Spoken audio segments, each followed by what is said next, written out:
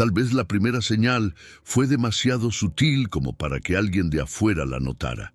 Cuando Matthew comenzó a llamar a Evelyn por su nombre, en lugar de decirle «mamá», algo se quebró por dentro, silenciosamente. Evelyn Hamilton tenía 61 años en esa época. Viuda desde los 43, había criado sola a su único hijo con una dignidad que no hacía ruido. Trabajó en 2 empleos, como costurera y limpiadora, para mantener el techo sobre sus cabezas, siempre con la cabeza en alto. No tenía títulos, pero sí memoria, instinto y una fuerza que no pedía aplausos. Su esposo, Harold, había sido veterano del ejército y mecánico de precisión. Lo recordaba como un hombre firme, metódico y tierno, que dejaba todo en su lugar, incluso cuando la vida no lo estaba. Evelyn había construido su pequeño mundo con esfuerzo, pero ese año todo comenzó a desmoronarse desde adentro, como una casa vieja que empieza a agrietarse sin hacer ruido. La llegada de Amanda a la familia marcó el principio de algo que Evelyn no supo nombrar al principio, pero que la hizo sentirse fuera de lugar. Amanda tenía una belleza de catálogo y una sonrisa perfecta que no alcanzaba los ojos. Sabía hablar justo lo necesario para caer bien, pero sus palabras estaban llenas de cortes finos, casi invisibles. Su madre, Glenda, era aún más sutil en el desprecio.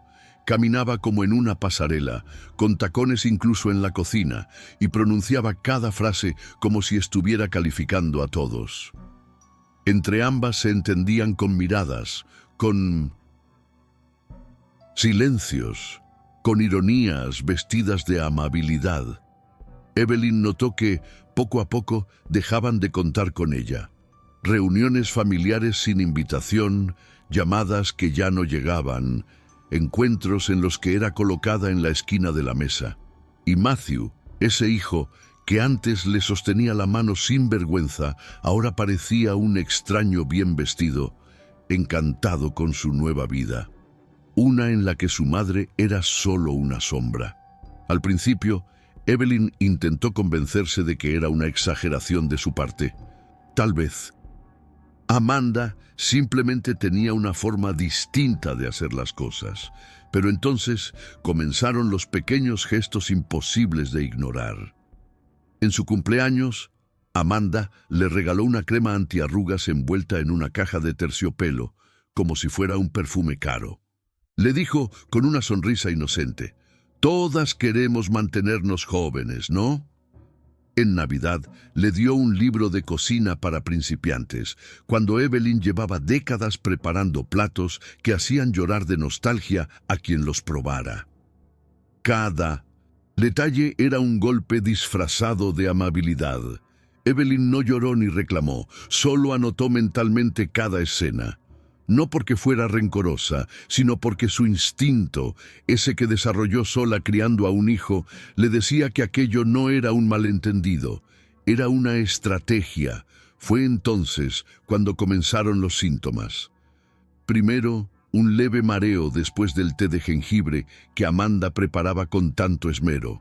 Luego, episodios de confusión, olvidar por qué había entrado a una habitación, dejar la llave del gas abierta, no recordar si había tomado su medicación o no.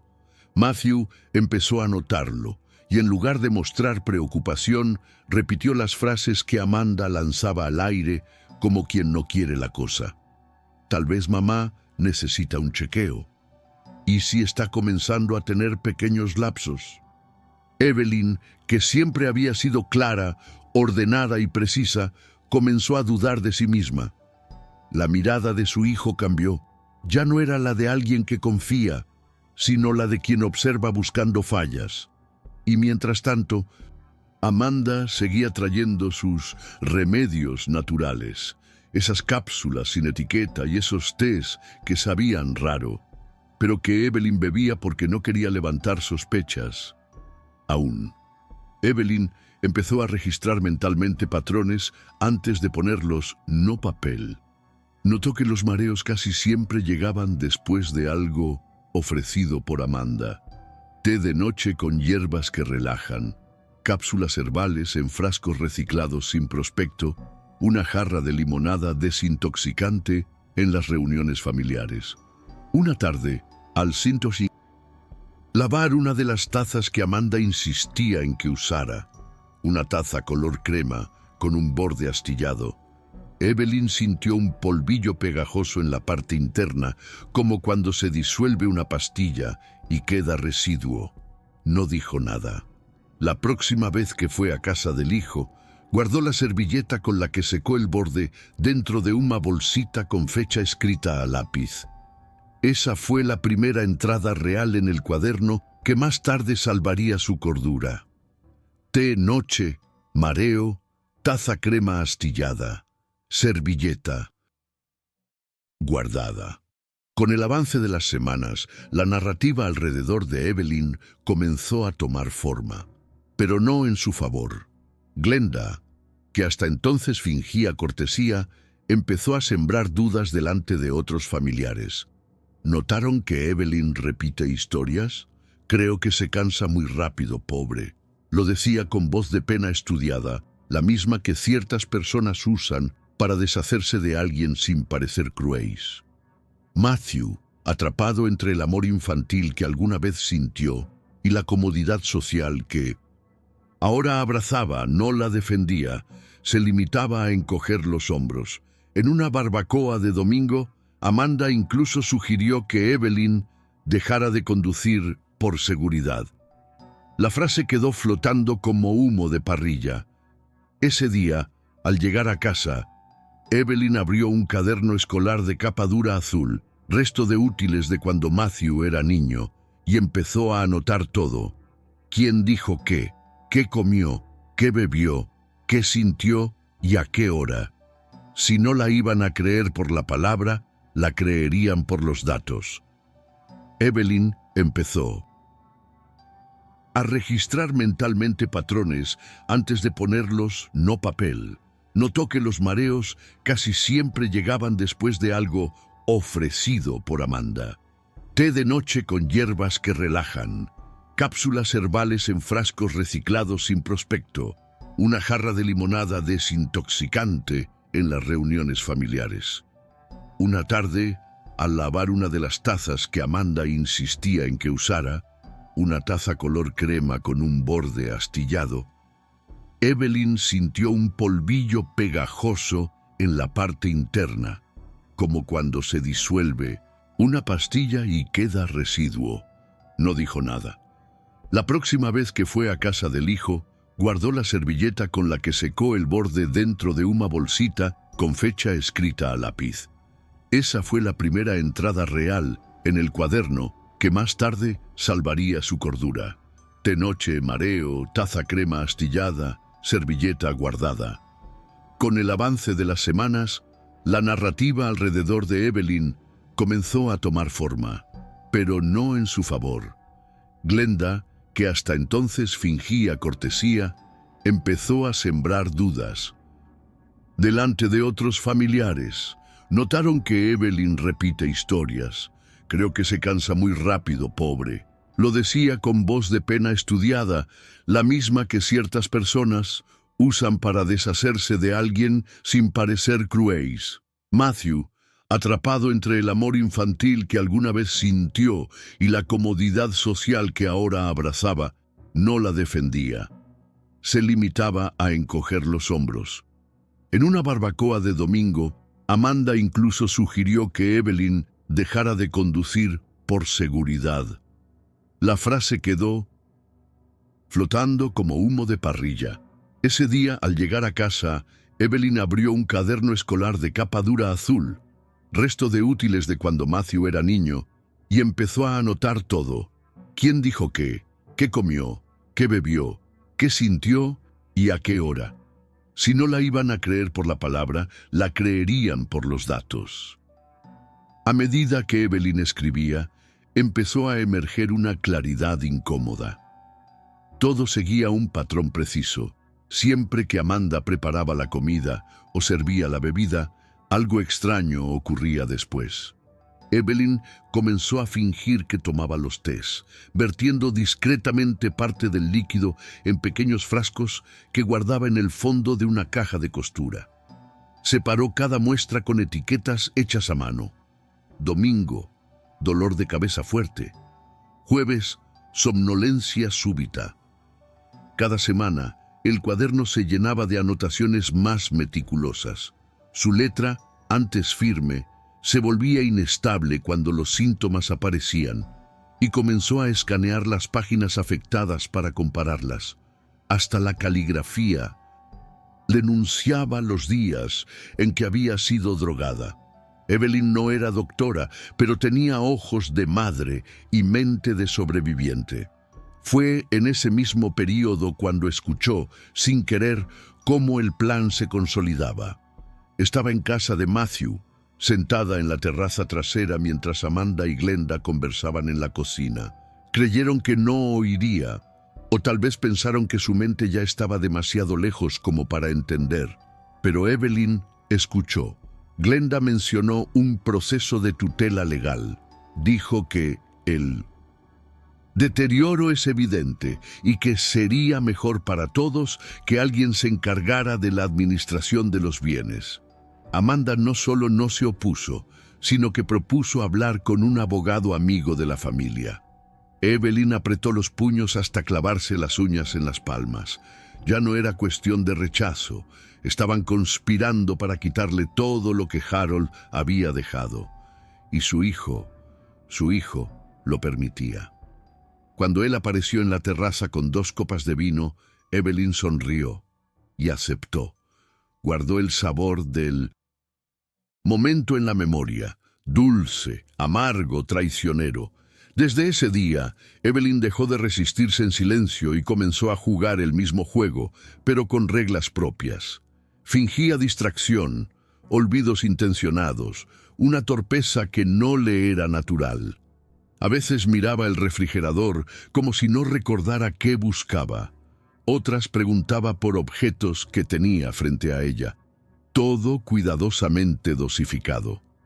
Amanda y Glenda empezaron a mostrarse más confiadas, más abiertas en sus comentarios, como si ya dieran por sentada su victoria.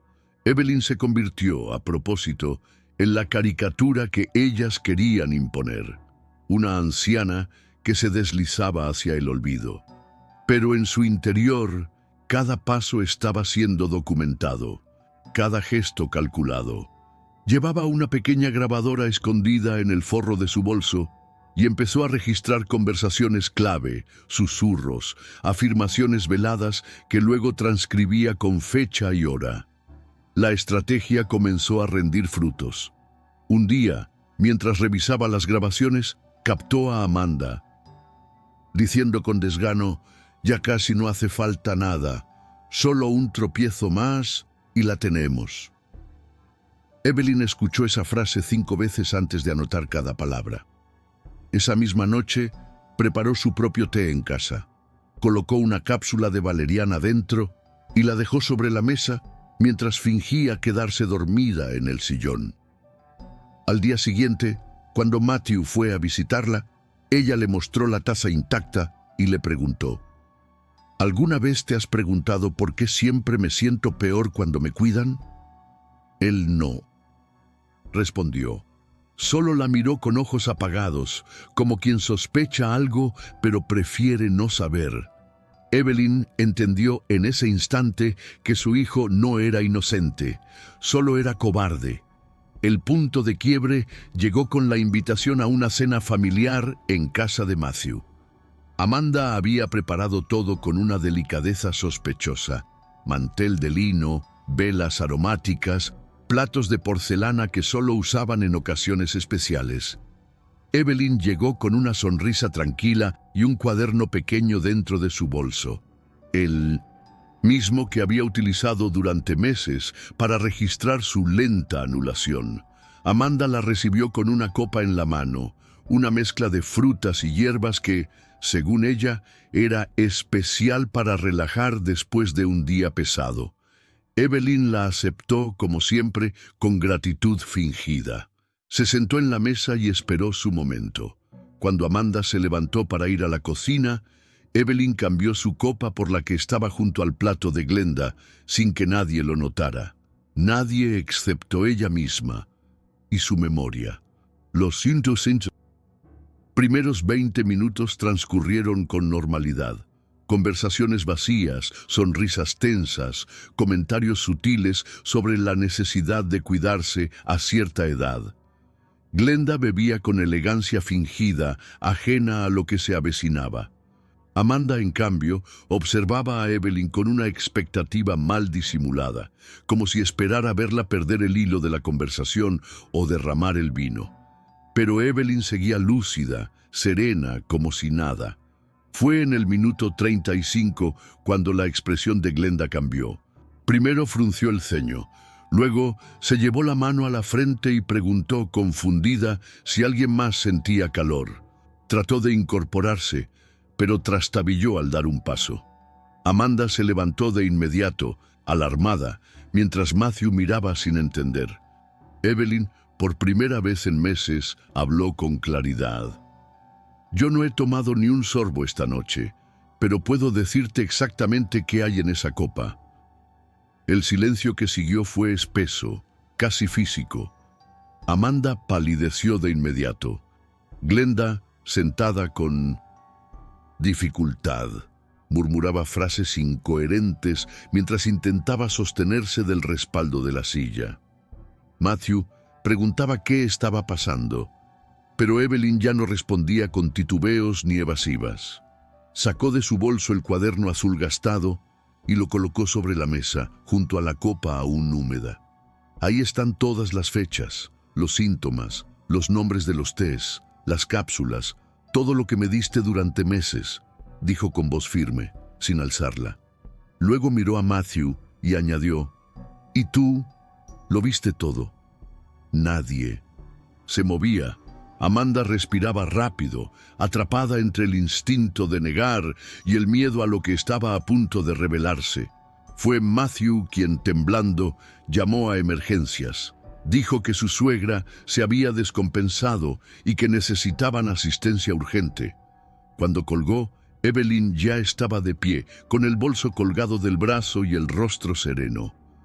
No hubo gritos, no hubo insultos, solo una última frase, dicha al pasar. Pueden quedarse con la vajilla, con la casa, con el silencio. Yo me quedo con la verdad. La ambulancia llegó en minutos. Evelyn no subió. Se quedó en la vereda, bajo una farola, observando cómo cargaban a Glenda en la camilla. Una de las paramédicas notó su quietud y le preguntó si estaba bien. Evelyn asintió. Por dentro, sabía que aquella noche no había ganado una batalla. Había desmantelado una mentira cuidadosamente construida. Los análisis tardaron menos de lo que Evelyn esperaba. Al día siguiente, la policía se presentó en casa de Amanda con una orden para recoger muestras de las cápsulas, infusiones y botellas que estaban en la cocina. Evelyn había entregado también las bolsitas con los restos de bebida que había conservado, junto con su cuaderno lleno de fechas y observaciones. Un oficial le comentó que, de confirmarse la presencia de benzodiazepinas, se trataría de un caso grave. Ella solo asintió. No pidió detalles. No buscó consuelo. Ya había llorado suficiente en silencio. Los días que siguieron fueron extrañamente calmos. Matthew no la llamó. Amanda tampoco, pero al quinto día recibió una visita inesperada. Un oficial le entregó una copia del informe toxicológico. Confirmado, el líquido contenía sedantes en dosis peligrosas. También se encontraron rastros en varias de las cápsulas naturales. La noticia se esparció rápido entre los conocidos. Algunos fingieron sorpresa, otros dijeron haber notado algo raro desde hacía tiempo. Pero Evelyn no buscaba aliados, no quería compasión, solo quería recuperar la propiedad sobre su propia historia. Amanda fue interrogada y terminó confesando parcialmente. Dijo que no tenía intención de hacer daño, que solo quería ayudarla a descansar más. Glenda, aún hospitalizada por complicaciones, negó toda participación, pero las pruebas la involucraban directamente. Matthew, en cambio, se declaró ajeno a todo. Afirmó que nunca sospechó nada. Evelyn no discutió con él. Cuando él apareció en su puerta con ojos hinchados, intentando justificar su silencio, ella lo escuchó en silencio. Después, se acercó a una repisa y volteó la foto de su hijo bebé. La dejó allí, de espaldas, sin romper el marco. Esa fue su respuesta. Los días siguientes fueron un eco silencioso de todo lo vivido. Evelyn comenzó a empacar sin prisa, como quien ordena una casa que ya no le pertenece. Regaló muebles, donó ropa, rompió cartas viejas. No dejó nota de despedida, ni anunció su partida. Solo escribió una carta, larga, escrita a mano, con una caligrafía firme, dirigida a su nieta, sellada y guardada en una caja fuerte con instrucciones claras. Debía abrirse solo después de su muerte. En ella no había odio, solo verdad. Evelyn dejó claro quién fue cada uno, qué intentaron hacerle y por qué eligió marcharse sin hacer ruido. No deseaba venganza, deseaba que, algún día, alguien supiera todo con su propia letra. Se instaló en una pequeña casa costera, lejos del ruido y de los rostros que alguna vez la miraron con condescendencia. El mar, con su ritmo constante, le devolvió algo que creía perdido: el derecho al silencio sin sospecha. Plantó hierbas en el patio, adoptó un perro viejo que había sido abandonado y comenzó a dar clases comunitarias de costura y conservación de alimentos. Cambió su testamento. Excluyó a Matthew y Amanda por completo. En su lugar, creó un fondo blindado para su nieta y donó parte de sus bienes a refugios de veteranos y programas de restauración de vehículos militares, como los que su esposo solía reparar. Cada acción era una forma de reconstruirse sin ruido, pero con convicción. Evelyn no volvió a mencionar el pasado a nadie del nuevo pueblo. No necesitaba contarlo. Su mirada, serena pero firme, hablaba por ella. Quienes la conocían en su nueva vida solo sabían que era una mujer sabia, reservada, con manos hábiles y una voz que transmitía calma. Nadie imaginaba lo que había sobrevivido. A veces, al caer la tarde, se sentaba en una silla de madera frente al mar y dejaba que el viento le recordara lo lejos que había llegado. En esos momentos, no pensaba en Amanda, ni en Glenda, ni siquiera en Matthew. Pensaba en Harold, en lo que él habría hecho, en cómo él le habría creído desde la primera palabra. Eso era lo más doloroso, haber tenido que demostrar su verdad porque los suyos no supieron reconocerla. Un día, mientras colgaba sábanas al sol, una vecina le preguntó por una foto antigua que Evelyn tenía enmarcada en su cocina. Una imagen en blanco y negro de un hombre junto a un vehículo militar restaurado. «Mi esposo», respondió. Él era bueno arreglando lo que otros daban por perdido. La vecina sonrió sin entender la profundidad de la frase, pero Evelyn sí la entendía. Toda su vida había sido eso, reparar lo que otros dejaban de lado.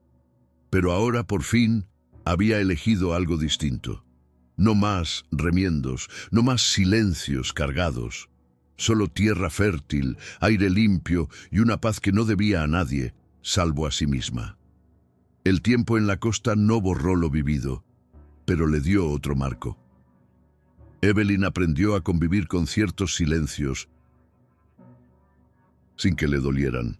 Aprendió a confiar de nuevo en los pequeños gestos: una taza de té que ella misma preparaba, un pan compartido con niños del barrio, el olor a lavanda que cultivaba en su jardín. Cada día era simple, y en esa simplicidad encontró algo parecido a la libertad. Algunas noches escribía en un cuaderno nuevo, no para denunciar, sino para recordar, porque había algo poderoso en elegir qué conservar. No todo lo que se vive merece ser revivido, pero sí comprendido. Y Evelyn comprendía al fin que haber sobrevivido era más valioso que cualquier reconocimiento tardío. Una tarde, varios años después, recibió una carta certificada. Provenía de un bufete de abogados. Al parecer, Matthew había fallecido en un accidente automovilístico. En el sobre venía una copia de su testamento. Nada para Evelyn, ni una palabra. No hubo dolor ni alivio, solo una quietud amarga. El marco con la foto del bebé, que nunca había vuelto a mirar de frente, permanecía intacto en su repisa. Dado vuelta, Evelyn lo tomó con cuidado y lo guardó en una caja. No lo destruyó, solo lo retiró del lugar visible, porque algunas ausencias pesan más cuando son obligadas a quedarse. Y ella ya no vivía con nada impuesto. Con el paso de los años, Evelyn se convirtió en una figura querida en la comunidad costera. Nadie sabía del todo su historia, pero todos la respetaban. Era la mujer que escuchaba sin juzgar, la que tejía mantas para los recién nacidos del barrio y organizaba rifas para mantener a flote el refugio local de animales. Su casa olía siempre a pan fresco y lavanda, y su mesa tenía una silla extra por si alguien llegaba sin avisar. Aquello no era olvido, era reconstrucción. Evelyn no había huido, había elegido comenzar de nuevo sin tener que explicar sus cicatrices. Había descubierto que no todas las batallas se ganan enfrentando al enemigo. Algunas se ganan alejándose con la frente en alto. El día en que murió fue durante la siesta, con la brisa del mar entrando por la ventana y su perro dormido a sus pies. No sufrió. Tenía en el regazo el cuaderno azul, el primero, que había hojeado una última vez antes de cerrar los ojos. La carta que había escrito para su nieta fue entregada días después. La joven la leyó con lágrimas y temblores. Por primera vez comprendió todo aquello que nadie le había contado. Evelyn no buscaba revancha, solo justicia. Y en esas páginas dejaba algo más que una historia. Dejaba una advertencia, una dignidad intacta y el legado de una mujer que había sabido resistir sin hacer escándalo y vencer sin levantar la voz. Años después, la nieta de Evelyn fundó una organización en nombre de su abuela, La Voz Silenciosa. Dedicada a brindar apoyo legal y psicológico a personas mayores víctimas de abuso familiar, el proyecto creció con rapidez. Cada vez que alguien preguntaba de dónde había nacido la idea, ella respondía con una frase que Evelyn había escrito en su carta: que el silencio no sea nunca prueba de debilidad. A veces es la forma más sabia de resistir. Y así, generación tras generación, el eco de aquella mujer que nunca gritó, pero siempre luchó, empezó a resonar en otras vidas. Sin buscarlo, Evelyn terminó siendo símbolo de algo que ella misma nunca se habría atribuido. Una valentía sin escudo, sin espada, pero imbatible. Porque Evelyn no necesitó justicia perfecta ni reconciliación forzada. Lo único que quiso, y logró, fue recuperar su nombre, su paz y su derecho a decidir cómo vivir y cómo irse. La historia, que intentaron borrar, se convirtió, sin que nadie lo esperara, en una llama que seguiría iluminando mucho después de su partida. A veces, el mayor acto de resistencia no está en confrontar, sino en no dejarse convertir en lo que otros intentan imponer. Y Evelyn, con su cuaderno azul, su jardín de hierbas y su mirada limpia, eligió ser, hasta el final, dueña de su verdad.